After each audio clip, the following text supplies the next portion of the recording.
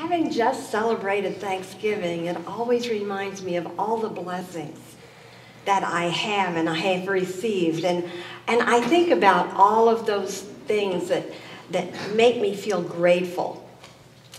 And I always think, of course, of the good things, don't you? You know, I think about those things that are wonderful. You know, all the good stuff. You know, the sheer happiness, the feelings of awe, and the beauty of the changing seasons, all of those things which are so wonderful in our lives, all of those things we look at. And so this morning I'd like to ask you what you are grateful for, and what are the blessings that you have that you want to give thanks for this morning. So just speak them out there. My children. Children, that's lovely. Grandchildren. Health, yes. Family. Family.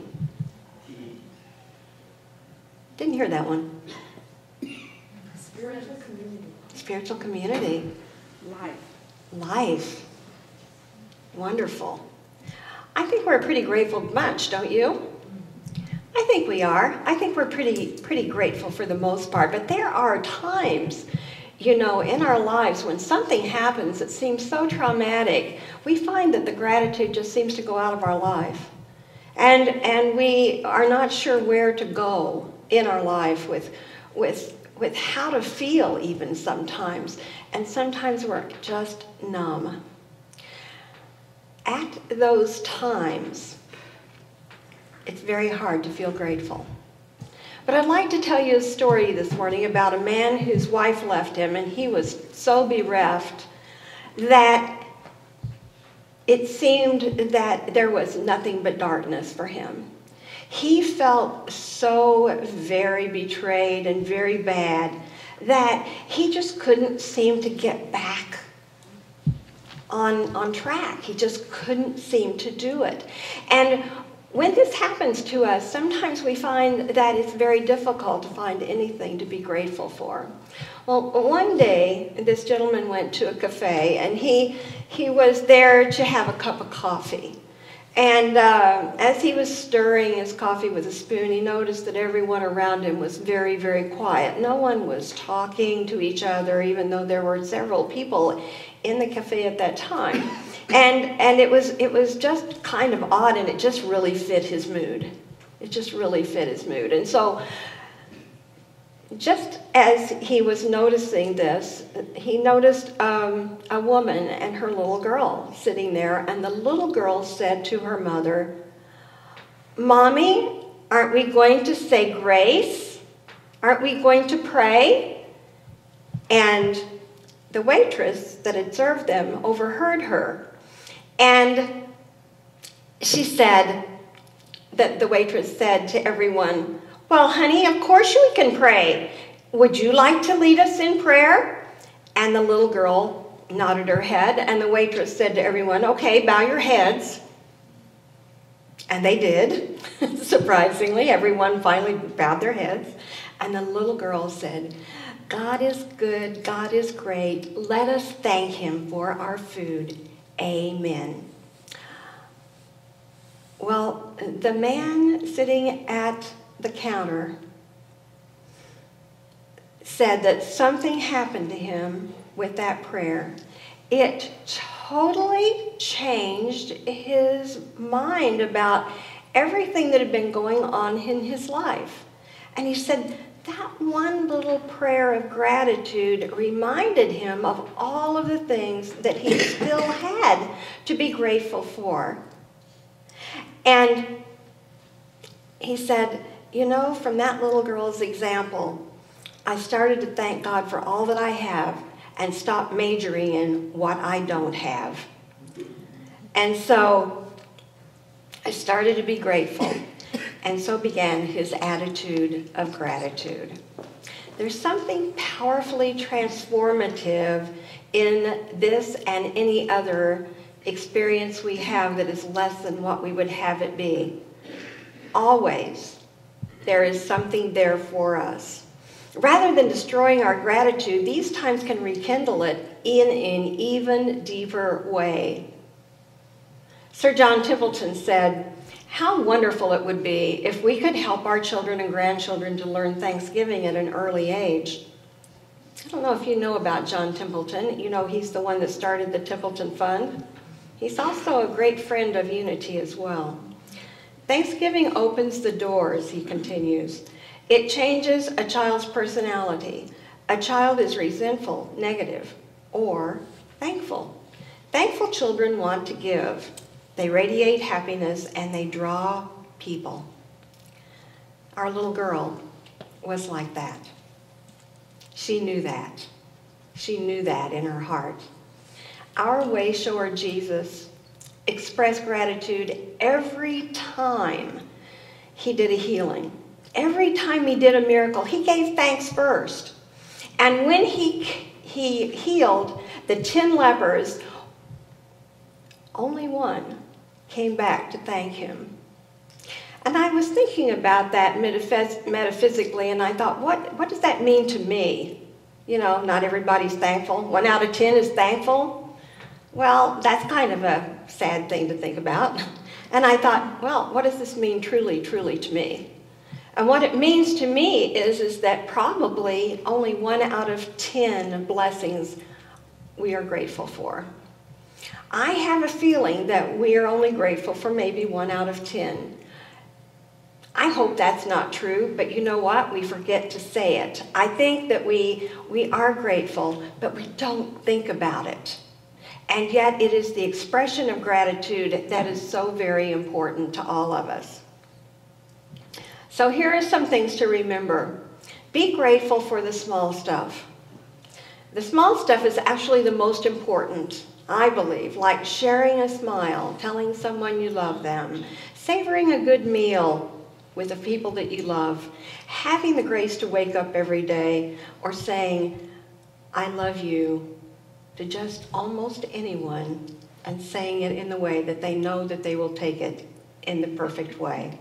The beauty of every day is present all the time if we just notice. Scottish minister Alexander Wythe was known for his uplifting prayers in the pulpit. One day was so really nasty. It was just one of those nasty, cold, bitter days.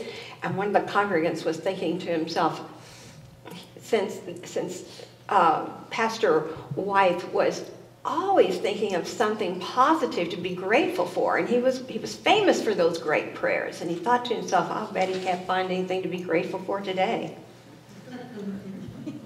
And so the pastor got up and he started to pray, and he said, "We thank thee, O God, that it is not always like this." Aren't we kind of grateful sometimes that the things that happen and the weather is, you know, thank God they're not always like this. Henry Nguyen, if I'm pronouncing his name correctly, says that we often take for granted gratitude. It goes beyond the mine and thine, and it claims the truth that all of life is a pure gift. In the past, I always thought of gratitude as a spontaneous response of gifts received, but now I realize that gratitude can also be lived as a discipline.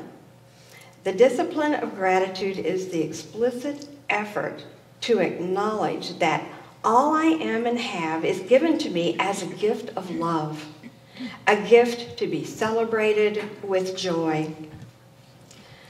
Live each day, or perhaps each year, as if it were your last. I'm not saying to dwell on that. What I'm saying is live each day as if it's the only opportunity you have to be grateful for all that you have. You know, it's really important, and it's also really true, that we really appreciate our health when we feel we are losing it. We really appreciate our life when we feel we are losing it. You know, We really think of the charm of our house before we sell it, don't we? You know, when we think, well, it's time for us to move on, and all of a sudden we realize just what a wonderful home it's been for us. We also think about how a wonderful conversation we've had with a person that's no longer there is important to us. And why not appreciate these things in the moment? When you've had that wonderful conversation, tell that person what it meant to you. When you have this wonderful home, share it with others. There are so many things that you can do that will bring to you the beauty and the wonder that you're looking for. What if we could reverse and feel gratitude right here and now? I think we can do that, don't you? What if we could be thankful for what we have right now, even if it's not exactly what we had in mind?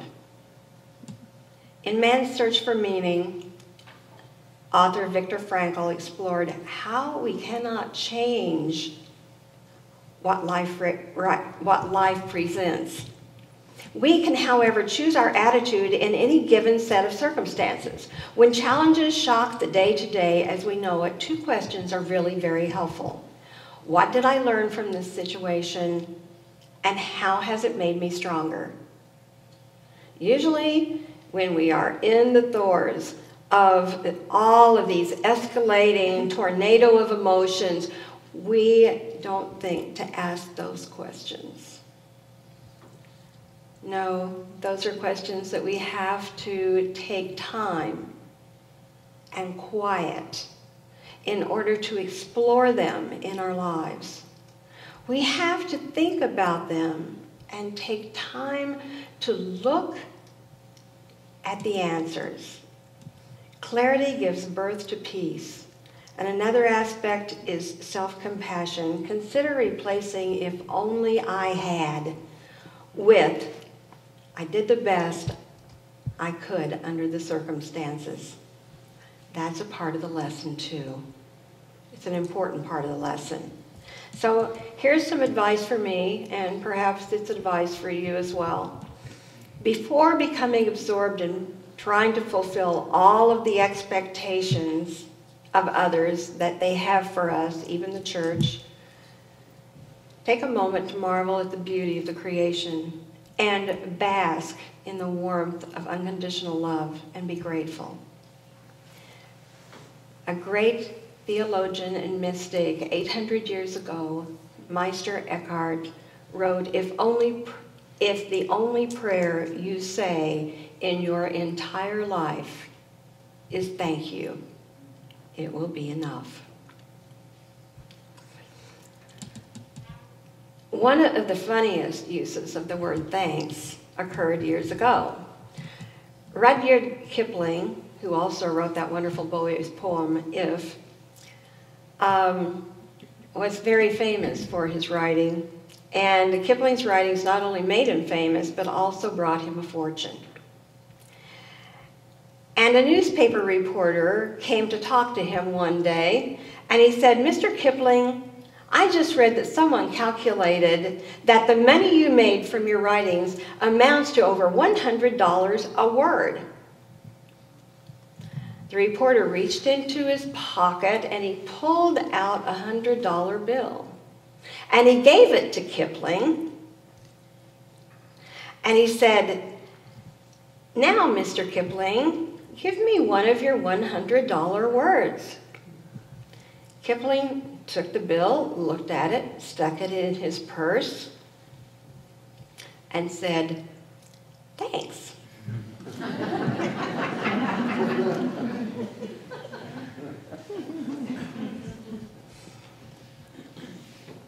Remember, there is a bigger picture. We are all connected to each other and something greater. However that is defined, we all have a purpose and an assignment in life. And ideally, that is fulfilling on a deep level and can help others too. There is a bigger plan at work. Even if it is not visible in the here and now. There is a bigger plan at work.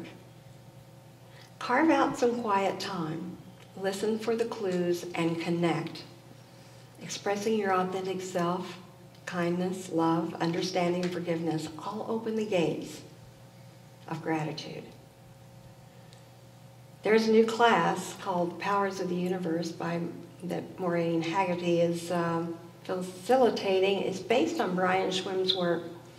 I don't know if you're familiar with it. If not, go online and find it, because it's really something. I saw him at Unity Village years ago present much of what she will be presenting, and it was amazing. It really makes us think about ourselves and where we are. I've already signed up. I suggest you do the same. It's a wonderful program.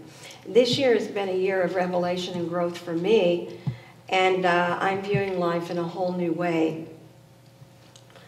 I have a renewed appreciation and a sense of not taking things for granted. I'm thankful to have the life that I have. Everything that happens is my teacher, and I am blessed to have them in my life. I am blessed to have all of you in my life. I was moving stuff around in my house, as I've been doing a lot of lately, and I came upon some pictures in a basket. I have pictures in baskets. Do you ever do? I don't know where you keep your pictures, but I have so many of them, I keep them in baskets. And I have them like in a couple of places in the house, plus big boxes full. And I don't know about you, I hope you're not like me, but I don't write who it is and what date it was taken and how old the kids were and all of that, because, you know, we always think, we're going to remember that. How would we ever forget this moment?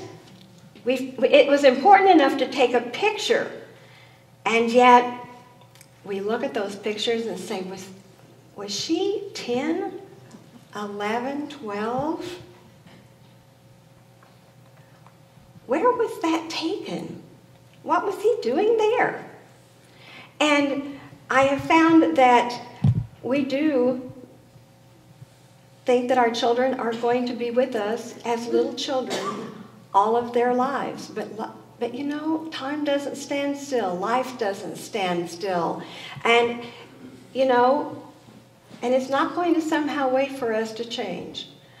But time is a gift, and it is fleeting, constantly bringing change, even if you don't want it. So it's time to embrace change by remembering all of the things we hold in gratitude.